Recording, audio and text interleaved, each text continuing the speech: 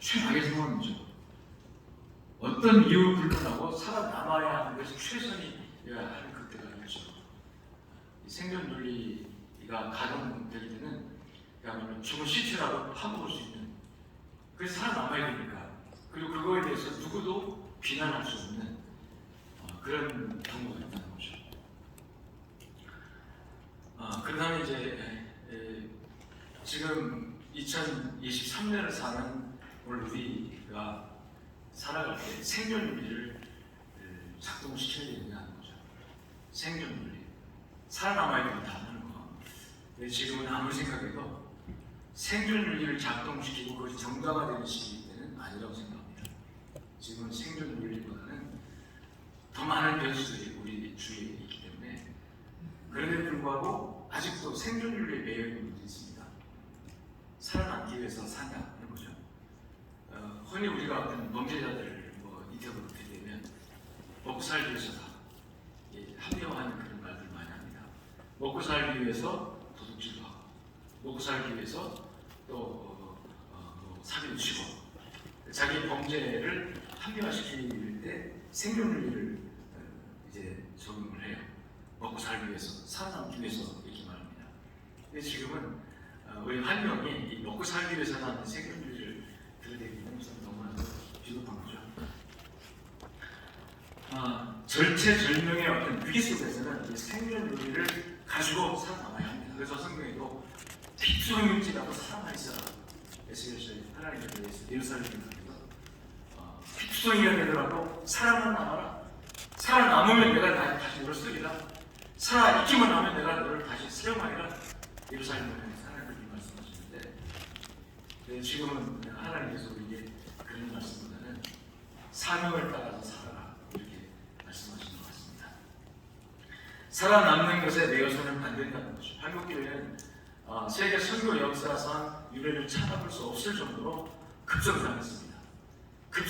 성장이 결국은 생존을 바탕으로 해서 성장하는 거잖아요. 그래서 이 70년대 우리 지난번에 며칠 전에 이 빌리그램 전도 50주년 기념 대회도 한 10만 명의 관중이 상암 월드 경기장에 모여서 기념 대회를 하기도 했는데, 50년 전만 돌아가더라도요, 우리 한국 교회가 급성장하는 과정 속에서 100만 명 모인 건 2도 없이 모였습니다. 30만 명, 40만 명은 서울의 부활절 연합예배마다 여의도 광장에 그냥 쉽게 모였잖아요. 근데 지금은 상황이 어떠냐면 몇만 명 모이는 것도 지금은 어렵습니다. 그런 과정에서 10만 명 모였다는 것은 대단한 놀라운 사건인데요. 급성장하는 과정 속에서 이 생존에 관한 생존이 확장되고 생존이 부흥되는 것, 이 부흥이라는 것을 굉장히 이 이슈화 해가지고 썼어요, 한국교회가. 그래서 부흥. 그래서 부흥을 위한 세부집회, 부흥을 위한 시작이고, 부흥을 위한 전로. 이 부흥은 생존이 확대되고 생존이 성장하는 거잖아요. 부흥 자체가 결국은 생존을 위한 부흥이었습니다. 살아남기 위한 부흥이었습니다. 그래서 이 모든 초점이 다 부흥에, 흔히 우리가 했던 부흥 집회. 결국 그 부흥 집회라는 것이 부흥의 관점에 우리 결국 내 생존이 확장되는 거고, 그거에 초점을 맞춰주고 말았습니다. 그래서 거기에 또 하나님께서 축복하셔서, 왜 거기에 정말 진실한 것이 있었거든요. 부흥하기 위해서 얼마나 많이 진실한 마음을 전도했고, 금식했고, 또 성도들 헌금했고, 투자했고, 헌신을 많이 했습니다.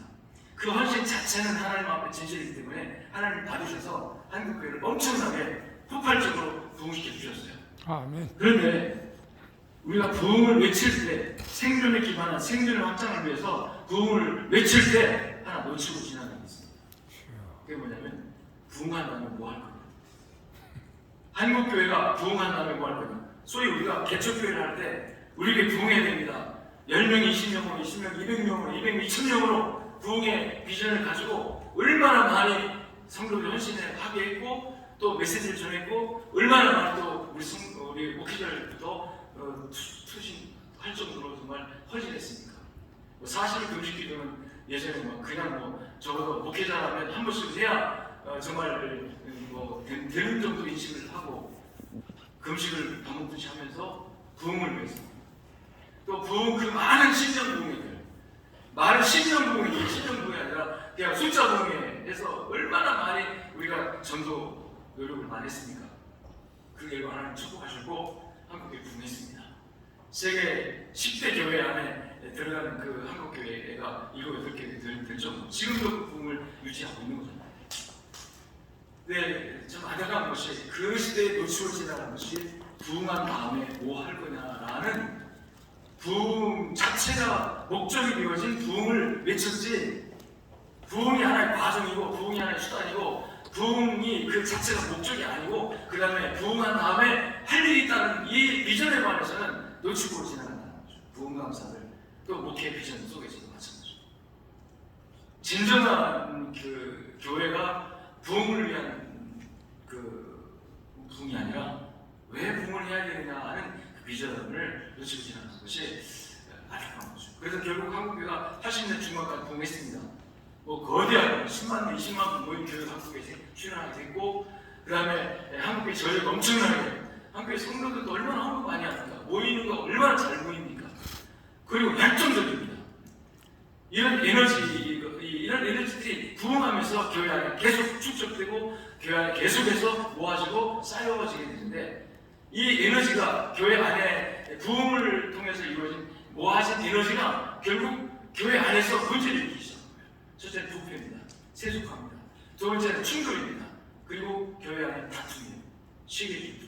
여기 부흥하면은 에너지가 생기죠. 인적 자원이 생기고 물적 자원이 생깁니다. 이 물적 자원, 인적 자원들이 결국 충돌을 일으키면서 한국 교회를 부흥한 다음에 다투고 싸우고 분리되고 분열하고, 그래서 이런 모든 것들이 교회 안에 세속화 과정으로 엄청나게 수용되면서 흘러가죠.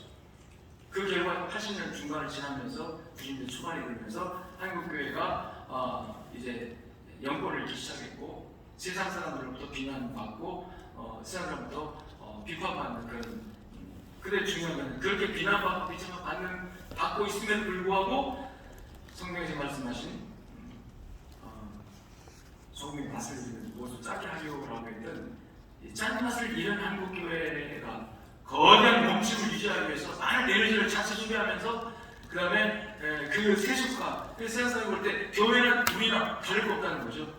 생각하는 것이나 행동하는 것이나 추구하는 것이나 모든 것이 다 눈에 보이는 이 물적인 그런 부흥, 이걸 누리고 있지만, 엄청난 것을 누리고 있지만 거기에서 영적인 것을 보이지 않으니까 사람들이 외면하기 시작했고, 교회와 세상과 다름이 뭐냐라고 비난하면서 사람들이 교회를 떠나기 시작하고, 청년들이 떠나기 시작했고, 교회가 약화하기 시작해서 교회가 영권을 잃은 모습, 결국 교회는 위축되고 지금 우리가 직면하고 있는 우리는 이런 상황에 처하게 되는 것입니다. 그래서 하나님께서 우리가 놓치고 지나간 부분을 다시 한번 되돌아서 짚고 생각을 해보자.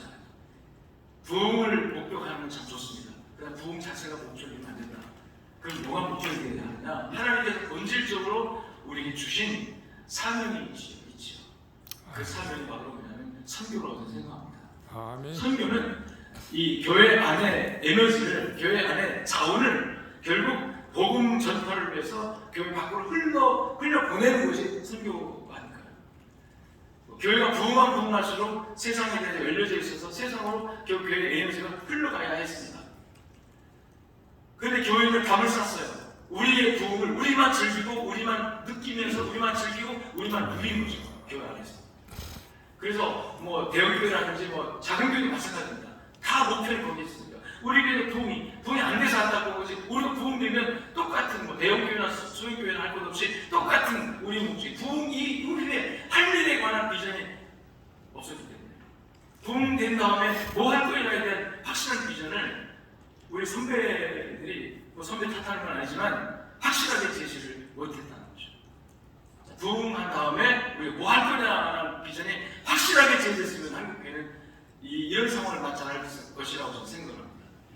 그것은 바로 사명이죠. 예수님께서 교회를 세우시면서 어둠의 권세와 영적 전투를 시작하는 기관으로서 음부의 권세가 해하지 않으리라 승리를 보장하시면서까지 영적 전투의 최전방에 교회를 세우시는데, 교회는 그 영적 전투의 최전방에 나서기를 기뻐하지 않고 진지를 쌓아놓고 이 진지를 견고하게 세워놓고 그 안에 갇혀서 우리만의 이거를 했던 거죠. 큰 교회 큰 교회대로, 작은 교회 작은 교회대로 주여. 그 부흥으로 온 축복을 누리기만 하면서, 그리고 우리만 느끼기만 하면서 이걸 하나님의 영광이라고 생각하면서 그 살아왔던 모습. 하나님께서 다시 한번 우리 한국교회에 소망을 주신다면 우리가 다시 처음으로 돌아가서 부흥을 위한 부흥이 아니라 선교를 위한 부흥, 하나님 나라 확장을 위한 부흥을 기대하면서 다시 한번 하나님 앞에 엎드려지는 거라고 저는 생각합니다. 아멘. 지금은 생존을 추구할 때가 아니에요. 지금은 주여. 생존을 포기하게 됩니다. 그러면 생존을 포기하게 되면 뭘 찾게 되냐면 사명을 붙잡게 돼요. 교회는 사명을 붙잡아야 됩니다. 사명을 붙잡으면 생존을 하나님이 책임져 주십니다. 아멘. 우리 지나간 시절을 좀 되돌아볼 때 우리 부흥을 추구하면서 저도 뭐 개척을 했지만 부흥 많이 강조했습니다.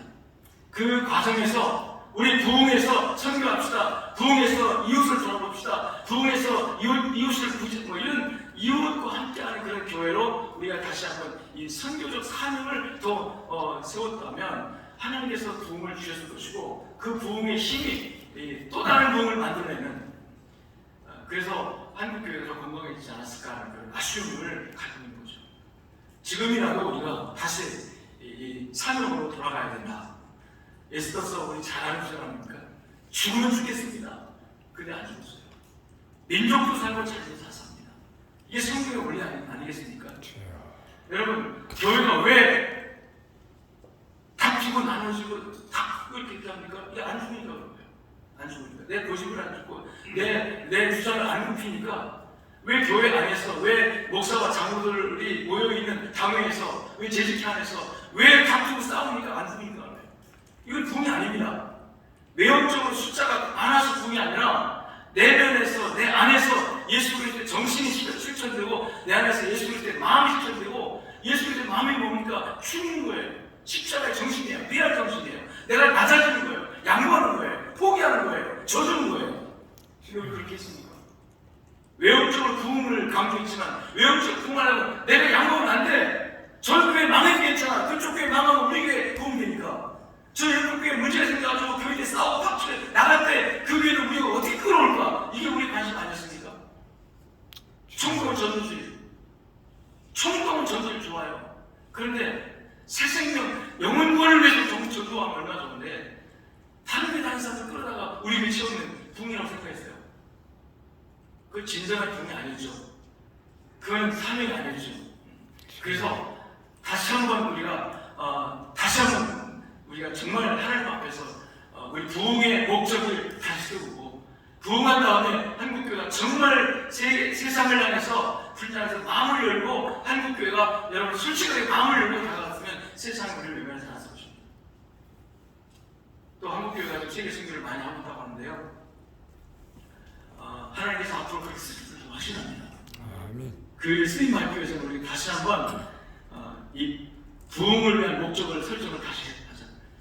그 부흥의 목적은 설교다.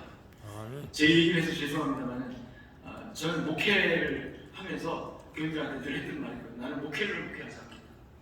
늘 선교에 도전을 받을 때 그랬어요.